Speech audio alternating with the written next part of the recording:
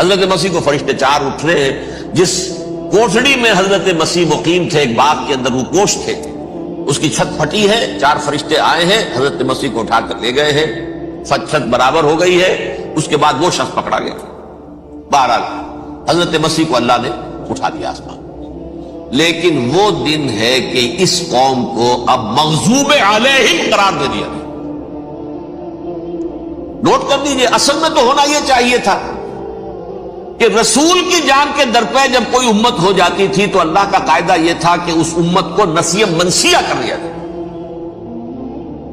حضرت نوح کی قوم کو ختم کیا یا نہیں؟ حضرت ہود کی نگاہوں کے سامنے قوم عاد برباد کی گئی یا نہیں؟ حضرت صالح کی نگاہوں کے سامنے قوم سمود برباد ہوئی. یہ اللہ کا قاعدہ رہا. صدوم اور عمورہ کی بستیاں حضرت لوط علیہ السلام جہاں بھیجے گئے، مدین کا علاقہ جہاں حضرت شعیب بھیجے گئے، آل فرعون جن کی طرف موسیٰ کو بھیجا گیا، سب ہلاک کر دیے گئے. کیونکہ رسولوں کے بارے میں اللہ کا ذات، نبیوں کے بارے میں یہ بات نہیں ہے. نبی آیا، اس نے دعوت دی، جس نے مان لیا اچھا کیا، اپنے لیے اچھا کیا، نہیں مانا اس کی اپنی جو ہے آپ برباد ہو گئی. دنیا میں کوئی فیصلہ اس کا نہیں ہوتا. لیکن رسولوں کا معاملہ یہ ہوتا ہے کہ دنیا میں وہ اللہ کی عدالت بن کر آتے ہیں. مانو گے تو بچو گے، نہیں مانو گے ہلاک ہو. اس اعتبار سے وہ مستحق تو ہو چکے تھے اس کے کہ انہیں ہلاک کر دیا جائے. اب اللہ کی کوئی خصوصی مشیت ہے، اس میں کیا حکمت ہے وہ ہے ایک حکمت، میں بعد میں اگر وقت ہوا تو بتاؤں گا. فیصلہ یہ کیا اللہ نے کہ حضرت مسیح کو تو اٹھا لیا زندہ، اور ان کی رسی ابھی مزید دراز کر دی، کہ ان کو ابھی مہلت دے دی کہ تمہیں آخری استیصال، جس کو عذاب اکبر کہتا ہے قرآن. سورہ سجدہ جو حضور ہر جمعے کی پہلی رکعت میں فجر میں پڑھتے تھے، وَلَنُذِيقَنَّهُم مِّنَ الْعَذَابِ الْأَدْنَىٰ دُونَ الْعَذَابِ الْأَكْبَرِ لَعَلَّهُمْ يَرْجِعُونَ. چھوٹے چھوٹے عذاب اور ایک بڑا عذاب، جبکہ قوم بالکل برباد، نسیہ منسیہ، کأن لم یغنوا فیہا، ایسے ہو جائے جیسے کوئی تھے ہی نہیں آبادیاں. لا یرا الا مساکنہم، اب ان کے مسکن نظر آتے، مکین نظر نہیں آتے. یہ عذاب اکبر جو ہے وہ ان پر نہیں آیا، حالانکہ وہ مستحق ہو گئے تھے اسی وقت. اس کو یوں سمجھیے کہ کسی شخص کو پھانسی کا حکم تو ہو جائے، ایگزیکیوشن نہیں ہوتا ہے. کئی سال گزر جاتے ہیں پڑے ہوئے، اور معاملات جو ہیں وہ چلتے رہتے ہیں. یہ معاملہ ہوا اس کے ساتھ، ورنہ یہ مستحق ہو چکے تھے آخری بربادی تباہی کے، عذاب استیصال، جڑ سے کاٹ دینے والا عذاب. وہ آ سکتا تھا ان پر اسی وقت، لیکن اللہ نے ان کی مہلت دراز کی. لیکن اس کے بعد اللہ نے ان کو ایک اور موقع دیا. 600 برس بعد حضرت مسیح کے، محمد الرسول اللہ صلی اللہ علیہ وسلم کی بعثت کی. اور یہ میں سمجھتا ہوں کہ اس قوم پر اللہ کا اتنا بڑا فضل تھا، اتنا بڑا فضل تھا، اتنا بڑا فضل تھا. اب پھر ایک موقع دیا، عسیٰ ربکم ان یرحمکم وان عدتم عدنا. دیکھو اب بھی تمہیں ہم ایک موقع دے رہے ہیں، تمہارا رب تمہارے اوپر اب بھی فضل کرنے کو تیار ہے، رحم فرمانے کو تیار ہے. ان ھذا القرآن یہدی للتی ہی اقوم. اس قرآن کے سائے میں آ جاؤ، یہ شاہدرا ہے ہدایت میں آنے کا، اس میں داخل ہو جاؤ، محمد کی تصدیق کرو صلی اللہ علیہ وسلم، دامن محمدی میں آ جاؤ، اب بھی ہم تمہارے گناہ بخش دیں. لیکن نہیں، اس قوم نے حضرت محمد صلی اللہ علیہ وسلم کی دشمنی کی کمر کسی. اور اب یوں سمجھیے اس تاریخ سے لے کر آج تک یہ گٹھ جوڑ ہے. ظاہر بات ہے کہ ابلیس کا بھی اصل دشمن اب کون ہے، یا ہدف کون ہے، ٹارگٹ کون ہے؟ جنہوں نے محمد کو نہیں مانا صلی اللہ، وہ تو ہے ہی جہنمی، ان پر کوئی اور محنت کرنے کی ضرورت کیا ہے؟ سمجھ گئے میری بات؟ حضور کی بعثت کے بعد جنہیں حضور کو رد کر دیا، ان کو ایمان نہیں لائے، وہ کون ہے؟ کافر، وہ جہنمی ہے ہی ہے. لہذا اس کے اوپر کوئی محنت صرف کرنے کی ابلیس کو ضرورت نہیں. اس کا اصل ٹارگٹ امت محمد ہے صلی اللہ علیہ وسلم. وہ ساری نوع انسانی کی دشمنی اب آ کر مرکوز ہو گئی ہے امت محمد صلی اللہ علیہ وسلم کی دشمنی. اور اسی طرح یہود کا معاملہ، اگرچہ ویسے پوری نوع انسانی کے دشمن ہیں، انہیں حیوان سمجھتے، ان کی جان مال اپنے لیے مباح سمجھتے ہیں، جس طرح چاہیں لوٹے کھسوٹے کھائے پیے ہی نہیں. لیکن اب ان کی بھی دشمنی کا سب سے بڑا مرکز امت محمد. کیوں؟ وہی تکبر اور حسد، وہی بیماریاں. انہیں تکبر یہ ہو گیا تھا کہ 2000 سال سے یہ نبوت ہماری میراث، ہماری جاگیر. بنو اسرائیل کے اندر سینکڑوں نبی آئے، 3 کتابیں اللہ نے ہمیں عطا کی. یہ کہاں سے آ گیا محمد صلی اللہ علیہ وسلم؟ معاذ اللہ ثم معاذ اللہ. یہ امیین میں سے، یہ جنٹائز میں سے، یہ گوئنز میں سے، یہ حقیر ان پڑھ. کہاں ہم، کہاں یہ نہیں تسلیم کریں گے. حالانکہ قرآن کہتا ہے یعرفونہ کما یعرفون ابناہم. ان کے علماء ایسے پہچانتے تھے حضور کو جیسے اپنے بیٹوں کو پہچانتے کہ یہ آخری نبی ہے. لیکن تکبر اور حسد کی آگ میں جل گئے. اب ان کے بھی دشمنی کس سے ہے؟ محمد اور امت محمد صلی اللہ علیہ وسلم. یہ گٹھ جوڑ ہے. اب دیکھیے، یہ ہے میری گفتگو کا اب تک کی گفتگو کا حاصل. یہ گٹھ جوڑ، ایک غیر مرئی دنیا، انویزیبل دنیا کا ابلیس لعین اور جنات میں سے اس کے لشکری فوج.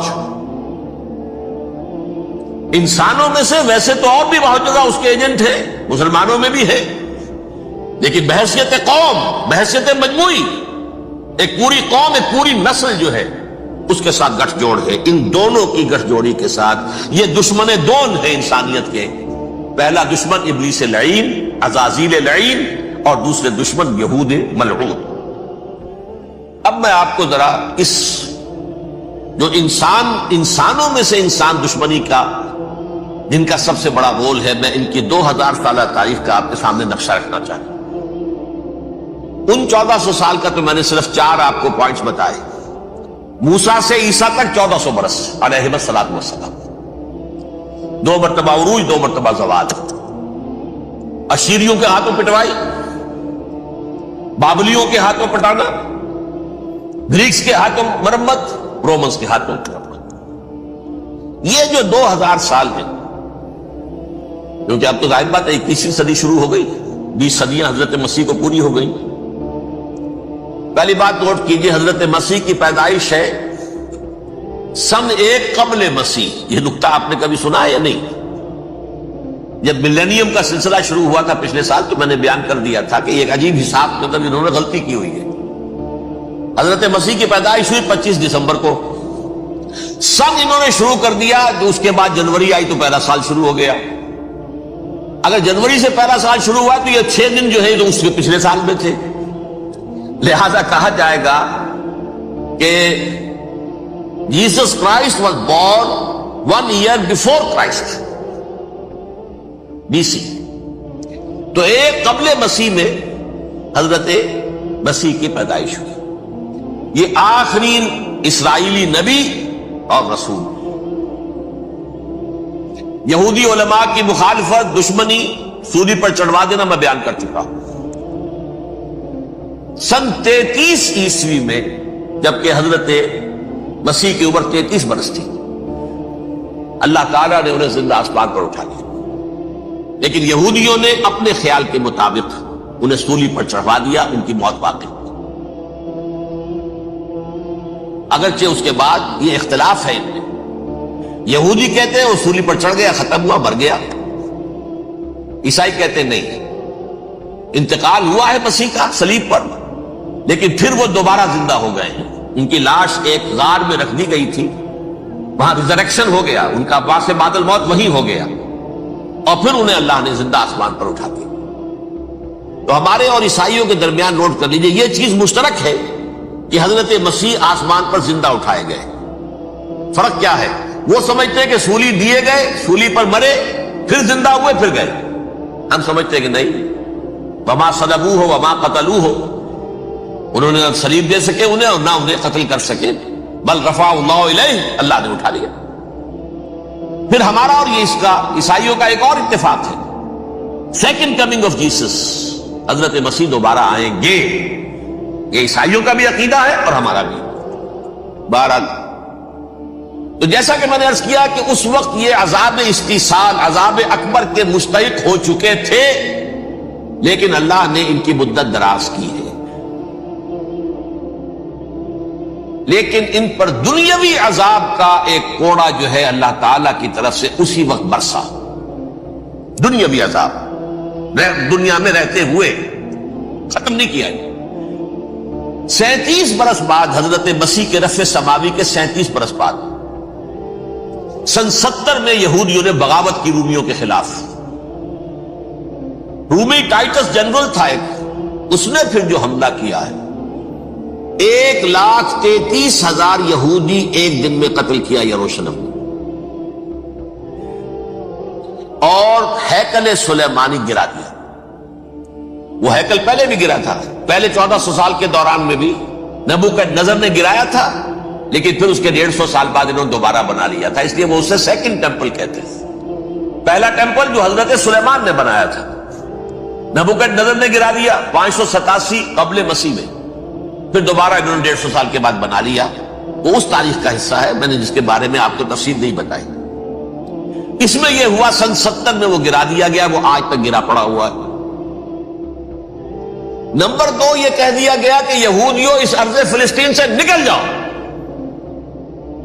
تم یہاں نہیں رہ سکتے اب۔ لہذا جس کا جہاں سینگ سمایا چلا گیا، یورپ میں چلے گئے، ایشیا میں آ گئے، عرب میں آ گئے یہ 3 قبیلے جو رات بھی میں نے عرض کیا تھا، بنو قینقاع، بنو نذیر اور بنو قریظہ، یہ وہاں سے آ کے مدینے میں آباد ہو گئے۔ جس کا جہاں سینگ سمایا، افریقہ میں، ہندوستان میں، جہاں چلے گئے۔ ڈایاسپورا اسے کہتے ہیں، وہ آپ نوٹ کر دیجئے اس لفظ کو، ڈایاسپورا، ہمارا دور انتشار، جبکہ ہمیں ہماری اصل سرزمین تو فلسطین ہے، حضرت ابراہیم کا مسکن، حضرت اسحاق حضرت یعقوب کا مسکن فلسطین، یہ ہے ہماری اصل جاگیر، یہ تو ہماری جدی پشتی جاگیر ہے، لیکن یہاں سے نکال دیے گئے سن 70 عیسوی میں، اور وہاں سے لے کے 1917 تک ان کا ڈایاسپورا جاری رہا۔ یہ دور انتشار ہے۔ اس دور انتشار کے چند حصے ہیں جس کو میں چاہتا ہوں کہ آپ علیحدہ علیحدہ سمجھ لیں۔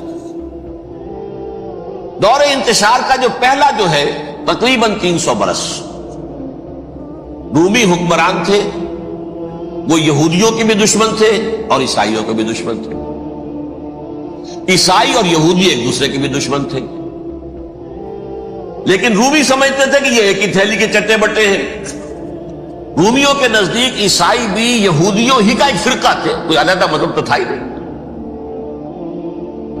لہذا رومی جو ہیں رومنز، وہ ان دونوں کو ستاتے تھے، مارتے تھے، اور یہ آپس میں لڑتے تھے۔ یہودی عیسائیوں کو مارتے تھے، عیسائی یہودیوں کو مارتے تھے۔ یہ ہے 300 برس تک کی تاریخ۔ سن 300 عیسوی میں کیا ہوا؟ ایک معجزہ ہو گیا۔ بہت عظیم ایمپرر کانسٹینٹائن، قسطنطین اعظم، رومن ایمپررز میں سے بہت بڑا ایمپرر، وہ عیسائی ہو گئے۔ اب تو معاملہ بالکل تلپٹ ہو گیا، پوری سلطنت عیسائی ہو گئی۔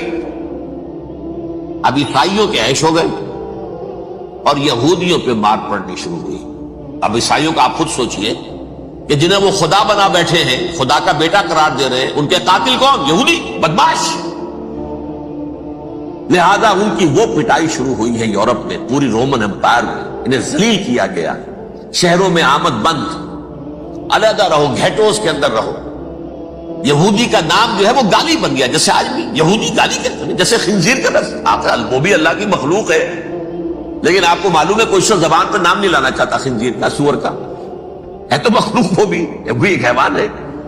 ایسے ہی ہے یہودی گالی، جیوٹ گالی۔ لہذا ایک طرف تو ان دونوں کے درمیان دشمنی، اس کو قرآن کہتا ہے وَأَغْرَيْنَا بَيْنَهُمُ الْعَدَاوَةَ وَالْبَغْضَاءَ، ہم نے ان کے مابین دشمنی جو ہے پیدا کر دی۔ اور جب یہ پوری سلطنت عیسائی ہو گئی تو قافیہ تنگ ہو گیا یہودیوں کا۔ اب آئیے 571 عیسوی، یعنی جبکہ ڈایاسپورا کو کتنا عرصہ ہو چکا تھا؟ 500 برس۔ سن 70 سے شروع ہوا ڈایاسپورا، جب ٹائٹس نے گرایا ہے ہیکل کو اور نکال باہر کیا انہیں فلسطین سے، بھاگ جاؤ یہاں ایک یہودی بھی نہیں رہے گا، فلسطین سے نکال دیے۔ اس کے پورے 500 برس بعد سن 571 عیسوی میں حضور کی پیدائش ہوئی، ولادت با سعادت محمد الرسول اللہ صلی اللہ علیہ وسلم۔ 610 میں آپ پر وحی کا آغاز ہوا، لیکن حضور کے ساتھ ان کا معاملہ کیا رہا؟ اول تو جبکہ حضور ابھی مکے ہی میں تھے، یہودیوں نے ریشہ دوانیاں شروع کر دی حضور کے خلاف۔ قریش مکہ کو سکھاتے تھے، پڑھاتے تھے، ان سے یہ پوچھو، ان سے یہ پوچھو، یہ ریفرہ تنگ کرو، ان سے یہ امتحان لو، یہ آپ کے علم میں ہے۔